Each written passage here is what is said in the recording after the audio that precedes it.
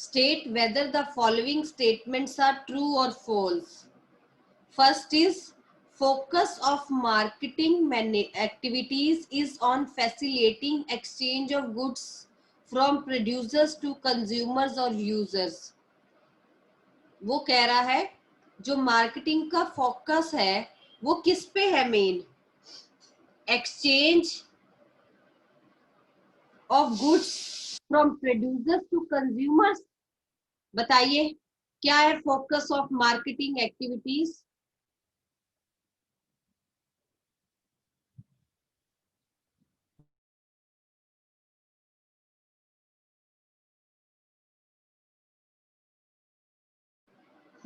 बताइए.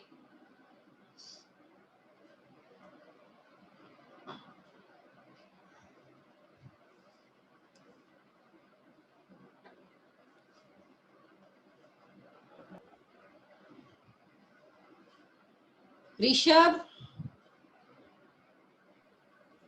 Yes ma'am. हाँ बताओ मार्केटिंग का फोकस क्या है? Exchange of goods from producers to consumer only? नहीं मैम. फिर और क्या है? रीजंस बताना है ना इसमें, तो बताओ जल्दी जल्दी रीजंस.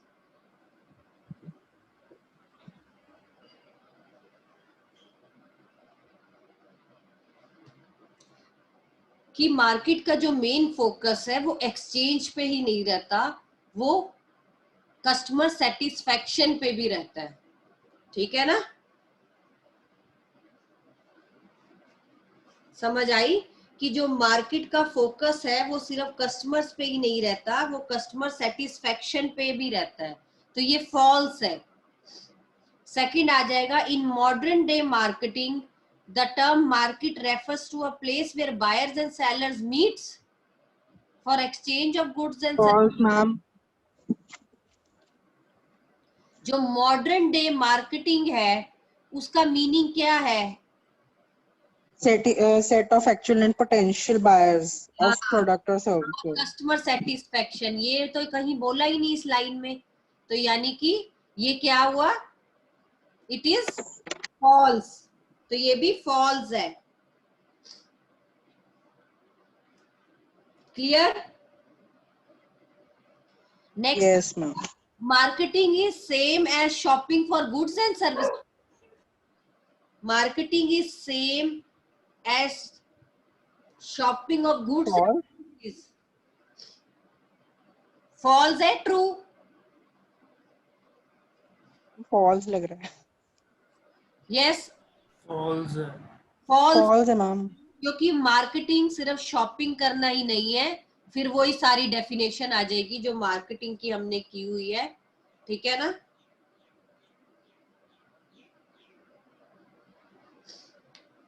नेक्स्ट आ जाएगा marketing is post production activity only. No ma'am. False.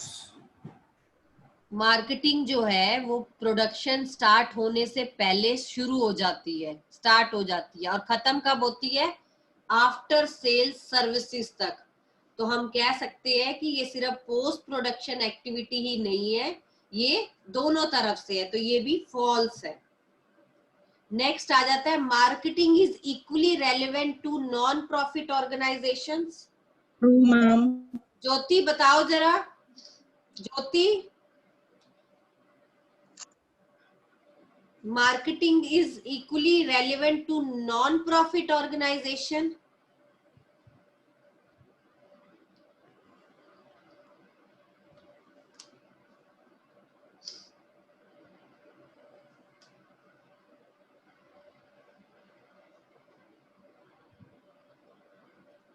Ma'am मैं बताऊं?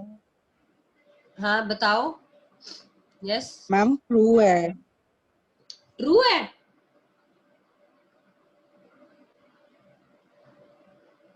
हाँ जी ट्रू और फॉल्स. ट्रू है. Any other? अभिनंत, जो मार्केटिंग है वो नॉन प्रॉफिट ऑर्गेनाइजेशन में भी चलती है या सिर्फ प्रॉफिट ऑर्गेनाइजेशन में चलती है?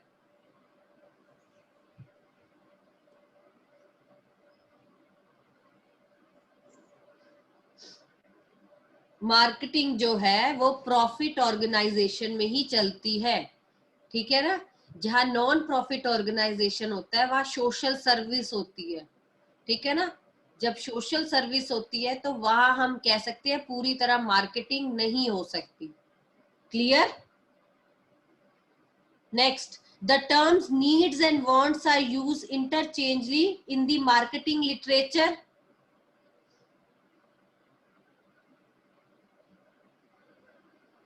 किसी ने ट्राई नहीं किए ट्रू फॉल्स? मैम। हाँ, ये ट्रू है या फॉल्स है? नीड्स और वांट्स को यूज किया जा सकता है मार्केटिंग लिटरेचर में? हिसाब से तो नहीं। ट्रू।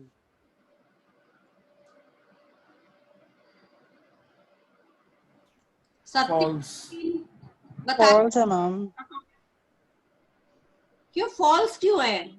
नीड्स और वांट्स यूज होती तो है। जो नीड होती है, वांट्स होती है, उनको अराइज किया तो जाता है मार्केटिंग में। तो ये एक दूसरे की तरह इंटरचेंज, इसका मतलब है कि हाँ पहले नीड्स अराउज कराओ फिर वांट सेटिस्फाइड करो, या पहले उनका वांट वो करो उनकी नीड्स बना दो वो। तो ये सब तो चलता ही है, तो ये ट्रू है। Marketing management means management of marketing functions. It is correct? True ma'am. True. Next आ जाएगा, product designing does not come under the preview of. False ma'am. It is false. क्यों? क्योंकि प्रोडक्ट डिजाइनिंग आता आता है ma'am. हाँ, marketing आता की है जब वो। हम डेफिनेशन एक तरह का करते हैं उसमें grading, advertising, promotion, price, product designing सब कुछ आता है, इंक्लूड होता है। तो इसलिए ये फॉल्स है वो, क्योंकि उसने कहा डज इंक्लूड। मैम, हाँ जी। आपने मार्केटिंग की जब डेफिनेशन करवाई थी तो आपने बताया था कि मार्केटिंग एक सोशल प्रोसेस भी है। क्या है? तो आपने कहा था मार्केटिंग एक सोशल प्रोसेस है। हाँ, सोशल प्रोसेस है। हाँ, तो मुझे नॉन प्रॉफिट वाला समझ नहीं आया। सोशल प्रोसेस मैंने बोला था, सोशल मतलब लोगों से रिलेटेड है ना, पीपल से रिलेटेड है। यहाँ पीपल को नीड वांट्स किन की अराइज करवानी है? लोगों की, पीपल्स की। और सोशल एक्टिविटी है। मार्केटिंग ऐसे हो सकती है कि हम अकेले बैठ के कर ले? नहीं, सोशल होना पड़ेगा, लोगों से मिलना जुलना पड़ेगा। यहाँ वो अच्छा, सोशल मतलब interaction interaction of interaction, people. हाँ सोशल इंटरेक्शन कह सकते हैं हम इसमें, ठीक है ना। ऐसा नहीं है कि नॉन प्रॉफिट ऑर्गेनाइजेशन में मार्केटिंग होती नहीं, लेकिन उस तरह से नहीं होती जिस तरह से प्रॉफिट ऑर्गेनाइजेशंस में होती है। मेरे कहने का मेन ये मीनिंग है, ठीक है ना। Okay ma'am. अब इसमें आ जाता है, एक मैंने और क्वेश्चन दिए थे। मानसी एक शू मैन्युफैक्चरर है for school students. she decided to maximize her profit by producing and distributing large scale and reducing the average cost of production। तो बताओ मार्केटिंग फिलॉसफीज में से वो कौन सा यूज करेगी मानसी? बताइए। मानसी एक शू मैन्युफैक्चरर है, स्कूल स्टूडेंट्स के लिए वो शूज बनाती है। उसने डिसाइड किया कि मैं प्रॉफिट अर्न करूंगी। प्रॉफिट सब में चलता है, सारी फिलॉसफीज में, पर कैसे करूंगी? By producing and distributing large scale and reducing cost of production. तो ये कौन सी फिलॉसफी होती है जहां लार्ज स्केल प्रोडक्शन करना और कॉस्ट ऑफ प्रोडक्शन को कम करना? नितिन, सत्यम, बताइए मुझे। ये क्वेश्चंस आप करके तो मेरे को भेजते नहीं हो क्वेश्चंस। अब यहीं बैठ के बताइए। मैंने 5 फिलॉसफीज करवाई थी, ठीक है। Production, product, production point. Selling, marketing और सोशल। तो इनमें से मैंने जो अभी बात की वो किस पे आती है? प्रोडक्शन। प्रोडक्शन पे, करेक्ट है। तो उन्होंने पूछा है प्रोडक्शन का ही मेन फोकस, मीन्स और एंड बताओ। वो एक बॉक्स सामने कल किया था ना, मैंने कहा था ये नोटबुक में बनाना भी है बॉक्स, ठीक है ना। ये बॉक्स बनाना है और उसी में से इसने पूछा है कि ये दोनों बताओ। अब ये देखो, ये बॉक्स बना हुआ है, अगर आप स्क्रीन पे देखें, ये वाला बॉक्स। इसमें से उन्होंने मीन्स, मेन फोकस और मीन्स और एंड्स पूछा है, यानी कि सेकंड, थर्ड और फोर्थ पॉइंट इन्होंने कहा है सारा बताओ। किसका? सिर्फ प्रोडक्शन का। मेन फोकस है क्वांटिटी ऑफ प्रोडक्ट, मीन्स है उसका अवेलेबिलिटी एंड अफोर्डेबिलिटी, और एंड क्या है ये लिखा हुआ है। ऐसी सेकंड था, Nisha a school bag manufacturer decided to improve the product by profit maximization and added water bottle to the existing design। जब वो प्रोडक्ट में ही इंप्रूवमेंट ला रही है और उसमें डिजाइन चेंज कर रही है, तो कौन सा कॉन्सेप्ट है यहाँ पर? प्रोडक्शन, प्रोडक्ट, सेलिंग, मार्केटिंग या सोशल मार्केटिंग? प्रोडक्ट। प्रोडक्ट, ठीक है बिल्कुल, क्योंकि जब हम क्वालिटी, परफॉर्मेंस, फीचर्स की बात करते हैं, ठीक है, कोई प्रोडक्ट मतलब प्रोडक्ट के बारे में सारी बातें कर रहे हैं, तो ये कौन सा कॉन्सेप्ट हुआ? प्रोडक्ट।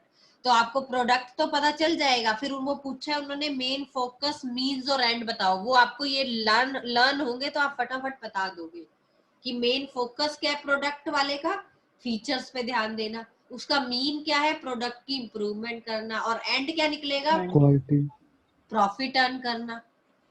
क्लियर? यस। चलिए अपने नेक्स्ट टॉपिक पे चलते हैं हम। Functions of marketing, very very important है फंक्शंस ऑफ मार्केटिंग। ठीक है, जो मार्केटिंग की अभी तक हम डेफिनेशंस कर रहे थे, तो मार्केटिंग के मेन फंक्शंस हैं क्या? काफी हमारे पास इसमें फंक्शंस हैं, 10 to 12 फंक्शंस हैं। ठीक है, फर्स्ट फंक्शन, हाँ जी,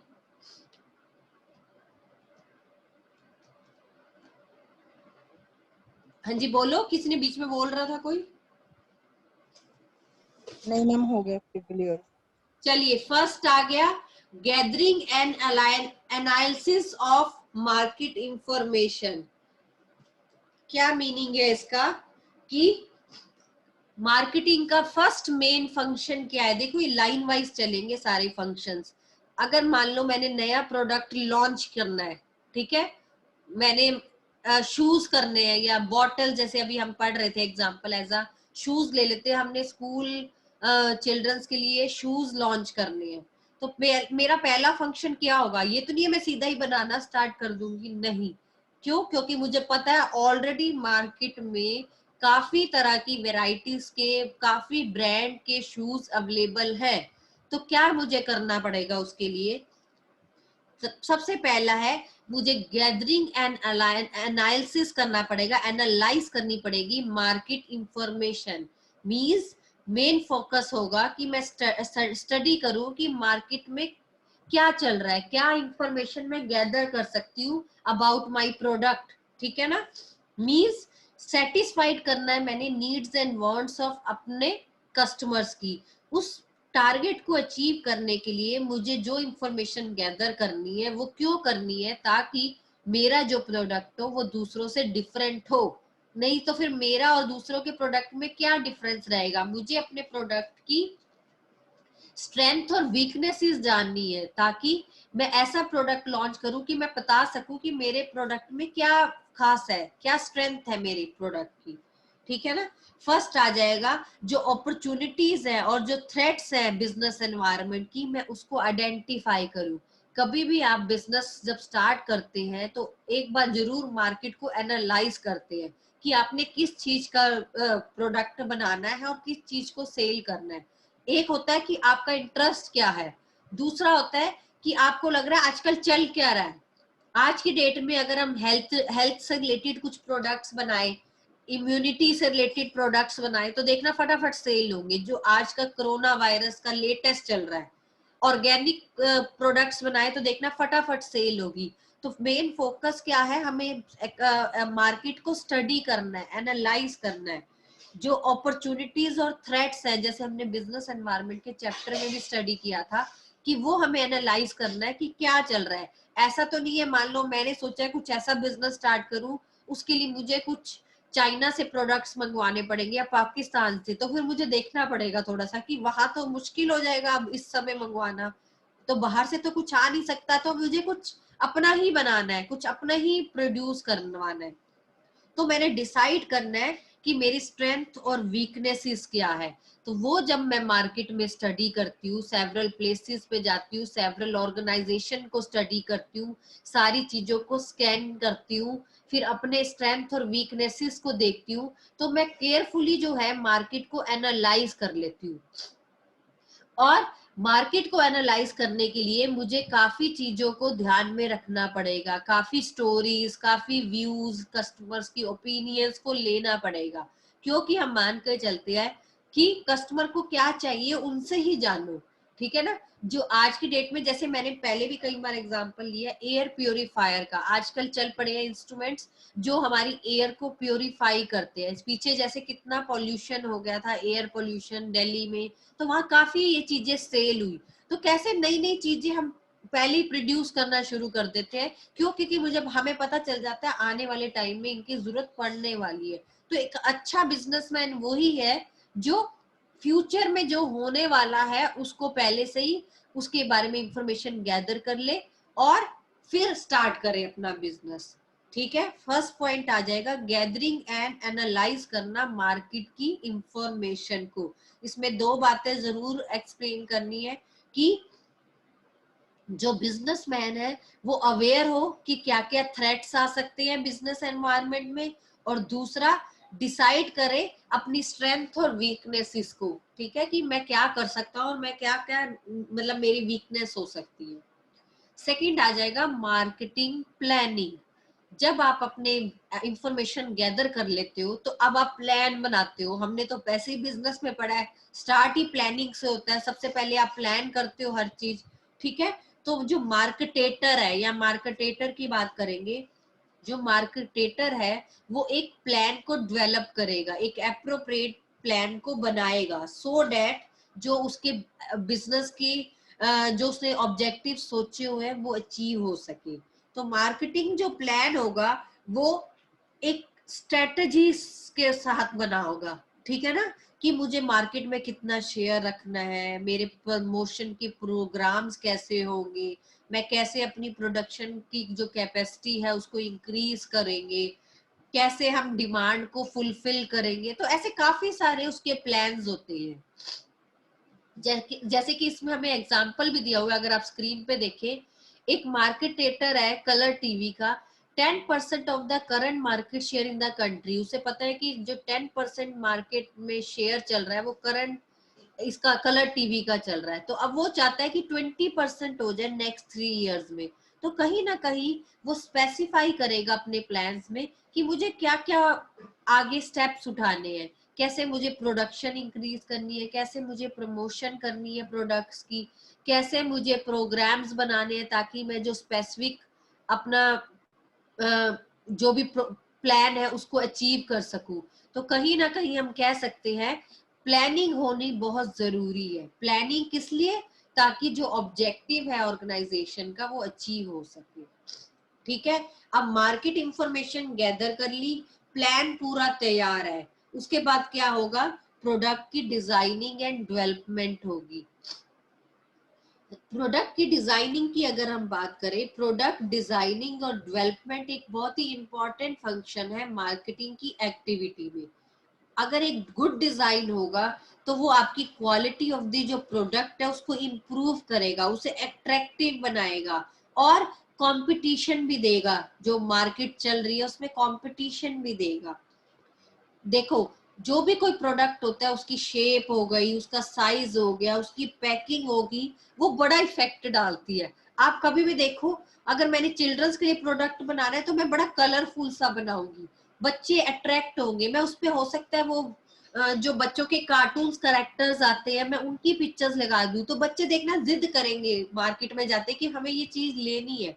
तो कहीं ना कहीं प्रोडक्ट की डिजाइनिंग बहुत इफेक्ट करती है, जिससे कस्टमर अट्रैक्ट हो जाता है टू परचेज द प्रोडक्ट, या प्लान कर लेता है कि मुझे तो ये खरीदना ही खरीदना है। कई बार आप फीचर्स डिफाइन करते हो, कई बार shape and size, style. Phone लेने जाते हो, फोन में आप क्या ढूंढते हो? अच्छे फीचर्स हो, स्टाइलिश हो, ठीक है ना।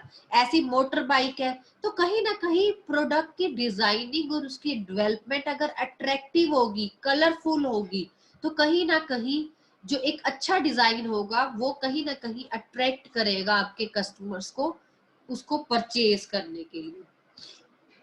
क्लियर? अब जब प्रोडक्ट की डिजाइनिंग होगी है तो अब हम उसमें स्टैंडर्डाइजेशन और ग्रेडिंग करेंगे।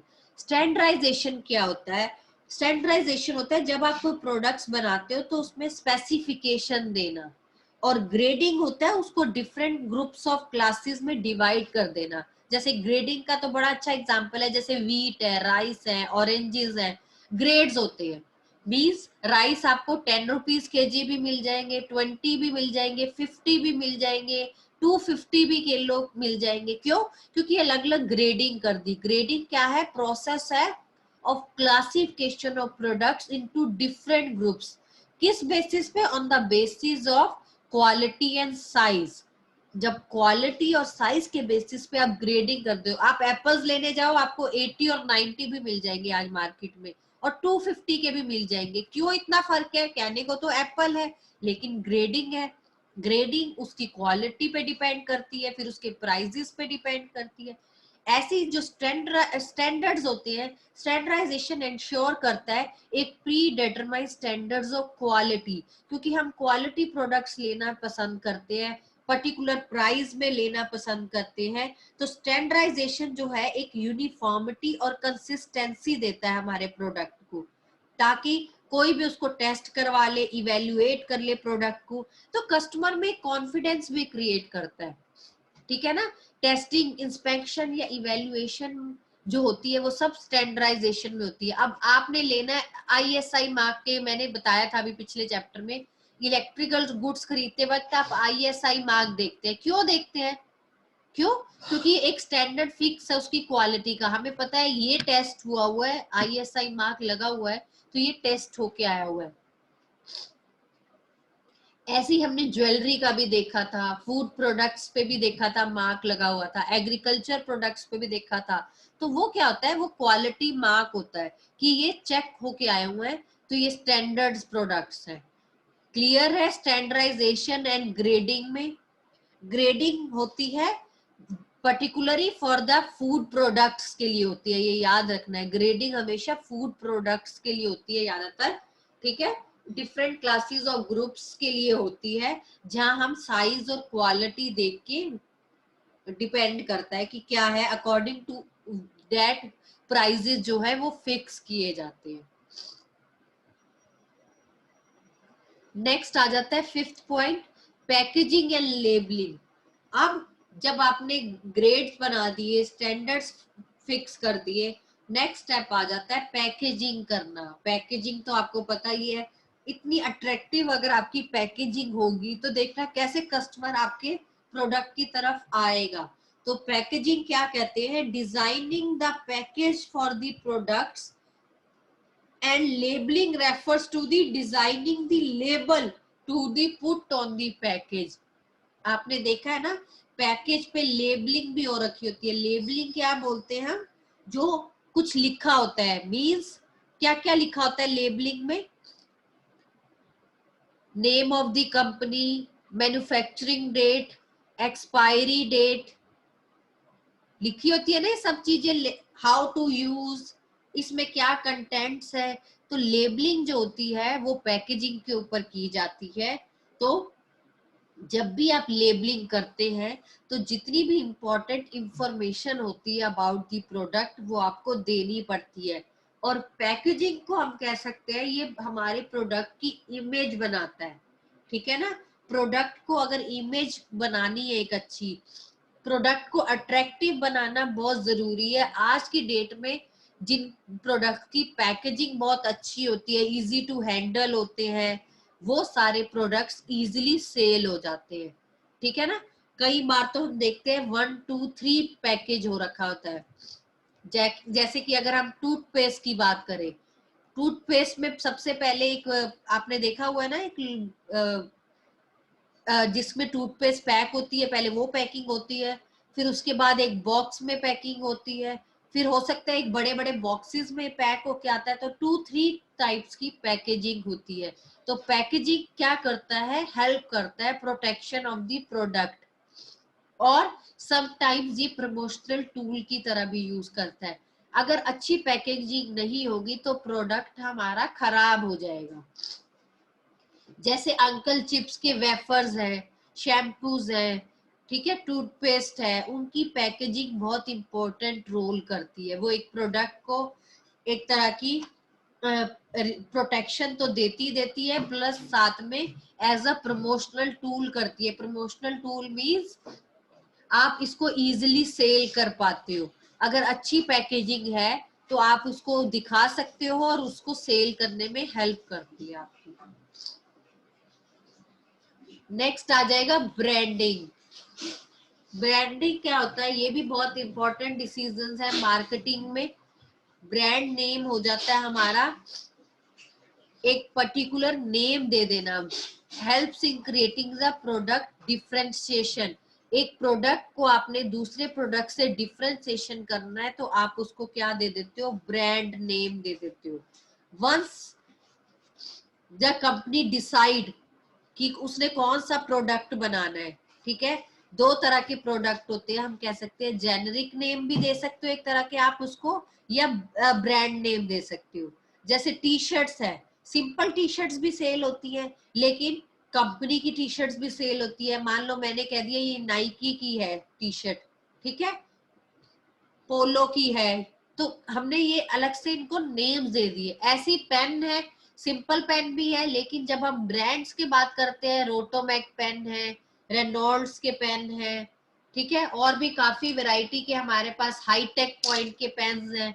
तो ऐसे वैरायटी के जब आप ब्रांड नेम दे देते हो उसको, तो इसमें ध्यान देना है ब्रांडिंग करने का क्या जरूरी है, क्योंकि जो ब्रांडिंग है, जो ब्रांड नेम है, वो आइडेंटिफाई करता है और डिफ्रेंशिएट करता है आपका प्रोडक्ट आपके कॉम्पिटिटर से। अब पेन तो बहुत तरह की है, तो मुझे तो रोटोमैक वाला पेन अगर चाहिए तो मुझे पर्टिकुलर मेरे पास नाम है ना, तभी मैं बोल रही हूँ। ऐसे हर चीज में वैरायटी है। शूज ले लो, जैसे अभी हमने टी शर्ट्स की बात करी, अगर हम पर्टिकुलर ब्रांड की टी शर्ट्स पहनते हैं तो वो हमारे कॉम्पिटिटर से डिफ्रेंशिएट करवाएगी हमें। और हम कह सकते हैं जो ब्रांडिंग है वो कंपनी की इमेज, कंपनी की कस्टमर की लॉयल्टी और कहीं ना कहीं सेल्स को इंक्रीज करने में हेल्प करती है। तो ब्रांडिंग जो है एक इम्पॉर्टेंट डिसीजन है कि आप अपनी कंपनी का एक ब्रांड नेम रख लो। जैसे कोका कोला है, पेप्सी है, ठीक है, और भी बहुत सारी है। आप एक पर्टिकुलर नेम जब दे देते हो तो आप उसको ब्रांड नेम बोल देते हो। एक ब्रांड साइन होता है, एक नेम होता है। जो नेम होता है वो स्पोकन होता है, जबकि जो साइन होता है वो स्पोकन नहीं होता। नाइकी का आपने देखा होगा राइट राइट्स ऐसे लगा होता है, तो वो एक साइन है, पर बोलेंगे क्या उसको, अगर नेम बोलेंगे तो नाइकी। सेवंथ आ जाएगा हमारा customer support services. Customer support services है handling the customers after sale. Means जब आप गुड्स को सेल कर देते हो, ठीक है, तो आप आफ्टर सेल सर्विसेज भी देते हो। जैसे हमने हर बार कहा है कि मार्केटिंग खत्म नहीं हो जाता जब आप गुड्स को सेल कर देते हो, मार्केटिंग तो उसके बाद भी रहता है, आफ्टर सेल सर्विसेज भी देता है। तो आजकल जितनी भी कंपनीज है वो कस्टमर सपोर्ट सर्विसेज ऑन करती है, जिसमें वो कस्टमर के जो भी प्रॉब्लम्स है उनको हैंडल करती है। और इसका मेन पर्पस है कि गुड रिलेशनशिप मेंटेन करना अपने कस्टमर्स के साथ, और ज्यादा से ज्यादा कस्टमर्स को अट्रैक्ट करना। ये जो एफिशिएंट सपोर्ट सर्विसेज होती है ये बिजनेस को हेल्प करती है फॉर रिपीट सेल। मींस जो एक बार आएगा वो रिपीट आए, और कहीं ना कहीं आपके ब्रांड लॉयल्टी भी बनाती है, आपके प्रोडक्ट के लिए एक पर्टिकुलर लॉयल बनाती है। अगर कोई आपने पर्टिकुलर चीज परचेज की है और आपको पता है बाद में इसकी कोई सर्विस नहीं होनी, अगर ये खराब होता है, कोई वारंटी नहीं है, कोई गारंटी नहीं है, तो आप वापस से उस चीज को, प्रोडक्ट को परचेज नहीं करोगे, आप वो चीज परचेज करोगे जहां आपको आफ्टर सेल सर्विसेज मिले। तो कहीं ना कहीं आफ्टर सेल सर्विसेज का मीनिंग है maximum satisfaction to the customer. और आज की डेट में कस्टमर सेटिस्फाइड नहीं हुआ तो फिर तो कुछ फायदा ही नहीं है। और ये सब क्यों करते हैं, इस सब के पीछे हमारा क्या रीजन है, रिपीट सेल्स हो, ठीक है ना। इसमें टेक्निकल सर्विसेज भी आ जाती है, मेंटेनेंस सर्विसेज भी आ जाती है, कंज्यूमर को कोई इंफॉर्मेशन लेनी है तो वो आ जाती है। तो सब सर्विसेज को आपने इंक्लूड करना है, जिसमें आ जाएंगी कंप्लेंट्स, एडजस्टमेंट्स, क्रेडिट्स, फैसिलिटीज, आजकल आप देख रहे हो इंस्टॉलमेंट्स पे मिलता है तो वो सारा भी हैंडल करते हैं, मेंटेनेंस की सर्विसेज, ठीक है, कस्टमर से इंफॉर्मेशन कोई जाननी है तो सारी जो ये है हमारे कस्टमर सपोर्ट सर्विसेज इसको हैंडल करती है। अब नेक्स्ट आ जाता है pricing of the product, very very important है प्राइस ऑफ द प्रोडक्ट। जो प्राइस ऑफ द प्रोडक्ट है वो सबसे ज्यादा इफेक्ट करती है हमारे सक्सेस या फेलियर ऑफ द प्रोडक्ट को, क्योंकि जो डिमांड ऑफ प्रोडक्ट है वो आपको पता ही है ऑपोजिट रिलेशन है उसका प्राइस के साथ। जब भी डिमांड बढ़ती है तो हमें क्या करना पड़ता है, जब प्राइस कम होता है तभी आप देखते हो डिमांड बढ़ती है, ये आप इकोनॉमिक्स में भी स्टडी कर चुके हो, ये वाइस वर्सा होता है। मींस जब प्राइस आप कम करोगे तो देखना ऑटोमेटिकली डिमांड इंक्रीज हो जाएगी, और जब आप प्राइस हाई करोगे तो डिमांड उसकी कम हो जाती है। तो प्राइस जब आप फिक्स करते हो तो आपको इन सब बातों का ध्यान रखना पड़ता है। जो एक मार्केटेटर है वो क्या करता है, सारी मार्केट की जो प्राइजेस है, जो सारे फैक्टर्स है उसको एनालाइज करता है। सबसे पहले वो ये देखता है कि मेरे टारगेट कस्टमर हो है कौन से, उनकी लेवल ऑफ इनकम क्या है, ठीक है ना, कॉम्पिटिटर का प्राइस क्या है। तो ये सारी स्ट्रेटजीज को वो ध्यान में रखते हुए प्राइस फिक्स करता है। फॉर एग्जाम्पल मैंने एक कोल्ड ड्रिंक बनाई है, कोल्ड ड्रिंक तो अब पेप्सी भी है, कोका कोला है, स्प्राइट है, और भी ना जाने कितनी वेराइटीज है। तो हम जब भी प्राइस फिक्स करेंगे तो हमारा प्राइस ऐसा होना चाहिए जो कॉम्पिटिटर प्राइस के आसपास हो। आप थोड़ा सा प्राइस ऊपर नीचे कर सकते हो, आप क्यों, क्योंकि आप बता सकते हो कि हमारे इसमें स्पेशल क्वालिटी ये है। आजकल शुगर फ्री और भी कई तरह की मार्केट में लॉन्च हो रही है, वो किस लिए लॉन्च हो रही है, कोई कैन वाली बना रहा है, कोई सिंपल बना रहा है, कोई हर कोई अपने अपने उसमें चेंज ला रहा है, क्यों, ताकि वो प्राइस को थोड़ा सा चेंज कर सके और अपने प्रोडक्ट को दूसरे प्रोडक्ट से अच्छा दिखाने के लिए भी आप प्राइस को फिक्स करते हो। पर आप ना प्राइस ज्यादा हाई कर सकते हो ना लो कर सकते हो, क्योंकि हर प्रोडक्ट का एक मिनिमम प्राइस सेट होता है। मीन्स अगर एक कोल्ड ड्रिंक की बॉटल नॉर्मली हमें 20 रुपीज की मिलती है मार्केट में, तो आप उसका रेट 50-35 नहीं लगा सकते, क्यों, क्योंकि परचेज कोई नहीं करेगा। तो आपने अपने कॉम्पिटिटर्स को, उनके प्राइजेस को ध्यान में रखना है जब आप प्राइस फिक्स करते हो। क्लियर? अगर आप ऐसा नहीं करते तो आपके प्रोडक्ट को लॉस उठाना पड़ सकता है। तो प्राइस ही, जैसे मैंने पहले बताया, एक इम्पोर्टेंट फैक्टर है आपके सक्सेस और फेलियर ऑफ द प्रोडक्ट की, क्योंकि डिमांड और प्राइस का बहुत ही लेना देना है। ऐसा नहीं है, हो सकता है मेरे प्रोडक्ट्स एंटीक क्वालिटी के हैं, मेरे प्रोडक्ट्स वो हैं जो इजीली पूरे इंडिया में अवेलेबल नहीं होते, तो आप हाई प्राइस रख सकते हो, ठीक है ना। जब आपको पता है कि आपके प्रोडक्ट्स की डिमांड ज्यादा है और कोई ऑप्शन नहीं है तो आप प्राइस हाई रख सकते हो। तो डिपेंड करता है, आपको सारे फैक्टर्स को ध्यान में रखना पड़ेगा। इंपॉर्टेंट ये कॉम्पिटिटर्स का जो प्राइस है उसको जरूर ध्यान में रखना है, ना उससे बहुत कम रखना है प्राइस, ना उससे ज्यादा हाई रखना है, क्योंकि स्मॉल रन में तो आप कमा लोगे। आपने अभी प्रोडक्ट लॉन्च किया, आपने बड़ी बड़ी बातें की है, आपने कहा मेरे प्रोडक्ट में ये फीचर्स है, हो सकता है शुरू शुरू में आपकी अच्छी सेल हो जाए, आप प्रॉफिट अर्न कर लो शॉर्ट रन में, लेकिन लॉन्ग रन में आप हो सकता है लॉस का वो हो जाए आपको। तो इसीलिए प्राइस फिक्स करते वक्त काफी चीजों का ध्यान रखना पड़ता है। क्लियर?